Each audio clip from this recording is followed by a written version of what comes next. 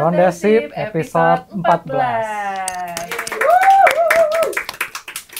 Halo Breeders and Breeders semua, ketemu lagi di acara ngobrolin obligasi reksadana dan saham paling sip. Kali ini kita akan bahas 3 pilihan saham kalian, baik kita akan bahas secara fundamental dan juga bahas secara teknikalnya. Nah, oke, langsung aja mungkin di sini penonton mau saham apa?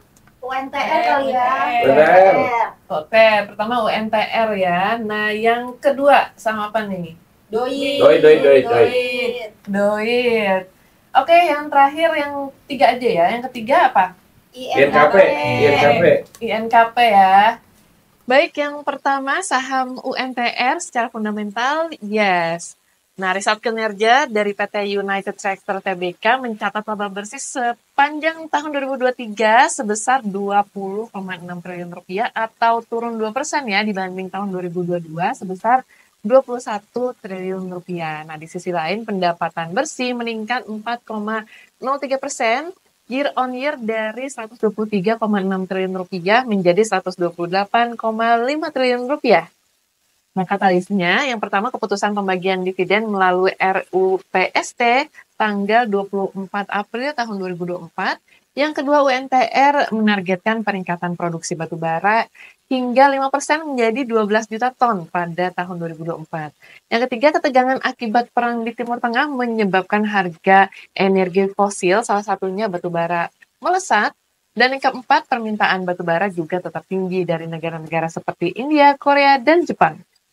Ya, saham pertama UNTR secara teknikalnya yes ya. Pertama kita lihat dulu dari daily chartnya ya. Untuk UNTR ini masih dalam tren yang bullish, sudah juga breakout resistan dengan lonjakan volume yang juga cukup signifikan ya.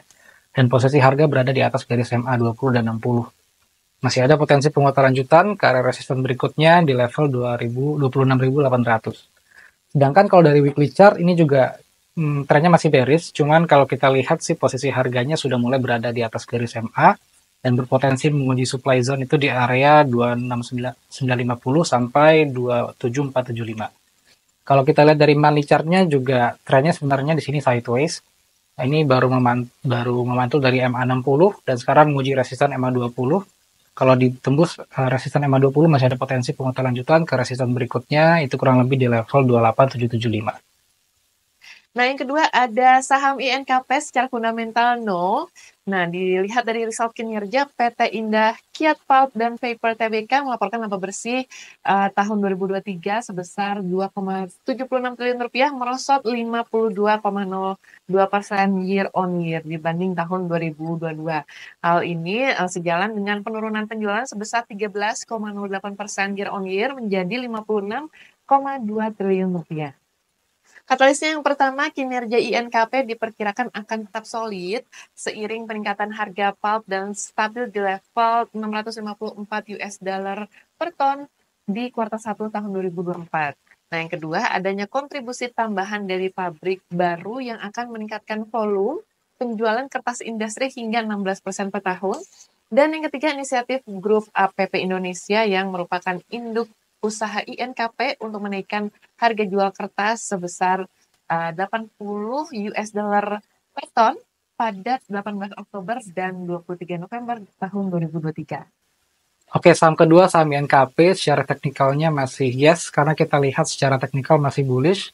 Sekarang posisi harganya juga baru memantul dari support MA 20, masih ada potensi penguatan lanjutan ke area 10.350. Sedangkan kalau kita lihat dari weekly chart-nya, ini masih trend sideways sebetulnya, cuman harga baru saja breakout dari area resisten 9.100 dan masih ada potensi penguatan lanjutan ke resisten berikutnya di level 10.725. Kalau kita lihat dari monthly chart-nya juga masih sideways, masih ada potensi penguatan lanjutan ke resisten 10.725. Jadi kalau kita lihat dari ketiga time frame ini masih ada potensi penguatan lanjutan minimal ke area resisten pada daily chart-nya juga pada weekly chart sampai monthly chart-nya juga.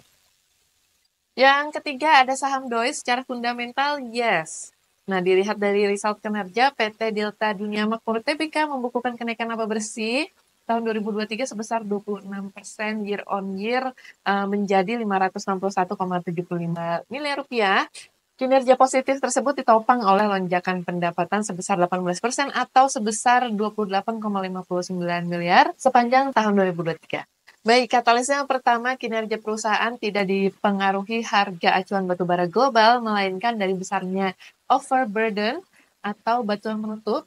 Dan yang kedua, selama tahun 2023, overburden yang berhasil dikupas Deutsche naik 14% menjadi 621 juta DCM atau bank cubic meter.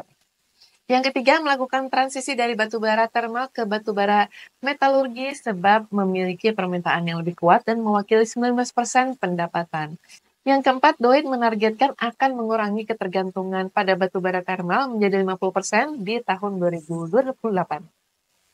Ya, yang ketiga saham Doit masih secara teknikal masih yes karena kita lihat masih dalam daily chartnya masih bullish juga, kemudian harganya baru memantul dari area demand dan juga support 520. Masih ada potensi harga melanjutkan bullish trend ini ke area 486. Kalau kita lihat dari weekly chartnya memang masih sideways tapi dia baru aja breakout dari resisten 410. Masih ada potensi penguatan lanjutan ke resisten di 550 kalau dari weekly chartnya. Sedangkan kalau dari monthly chart ini memang masih sideways juga, tapi ini baru memantul dari resisten dari support MA20 dan masih ada potensi penguatan lanjutan ke resisten 570. Ya, itu dia 3 pilihan saham yang kita sudah bahas secara teknikal dan juga fundamental. Oke, sampai ketemu di episode selanjutnya.